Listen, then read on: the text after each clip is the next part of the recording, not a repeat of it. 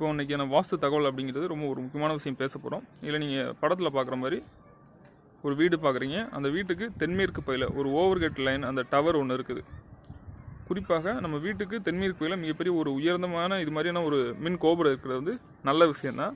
ஆனால் அதில் நீங்கள் என்ன கவனிக்கணும் அப்படின்னா, நம்ம வீட்டை ஒட்டி இமீடியட்டாக வந்து அந்த பூமி வாட்டம் எப்படி இருக்குது அப்படிங்கிறது கவனிக்கணும். இந்த வீடு அமைஞ்சிக்கக்கூடிய அந்த பூமி வாட்டம் அப்படின்னு வந்து பார்க்கும்போது இது வந்து தெற்கு வாட்டம், அதிலும் குறிப்பாக தென்மேற்கு வாட்டமாக போகுது. அப்போது நீங்கள் கிழக்கு பக்கம் மேடு, குறிப்பாக தென்கிழக்கு மேடு, தென்மேற்கு பள்ளம் அப்படிங்கிறது இந்த படத்தில் பார்க்கும்போது உங்களுக்கு தெரிய வரும். இது மாதிரியான சூழ்நிலை வந்து இருக்கக்கூடாது. குறிப்பாக அப்போ நம்ம இந்த வாஸ்து அப்படிங்கிற சப்ஜெக்ட் இயங்குவதே மேடு பள்ளங்களை மையமாக வச்சு தான் இயங்குதுன்னு பேசிக்கிட்டு இருக்கிறோம். தெற்கை விட வடக்கு தாழ்வாக இருக்கணும், மேற்கை விட கிழக்கு தாழ்வாக இருக்கணும், வடகிழக்கை விட வடமேற்கு மேடாக இருக்கணும், வடமேற்கோட தென்கிழக்கு மேடாக இருக்கணும், தென்கிழக்கோட தென்மேற்கு மேடாக இருக்கணும்.